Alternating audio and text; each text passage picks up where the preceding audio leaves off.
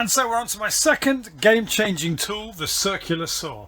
Now, before I had one of these, not so long ago, I was cutting pieces of wood with a manual saw and planing them to get a flat edge. Everything changes when you own one of these. By running the saw against a clamped flat edge, you can get a beautifully straight cut. Or better still, you can make a guide like this for the circular saw to run in. And then by using a rafters or speed square as a guide, you can effortlessly cut 90 and 45 degree angles like this.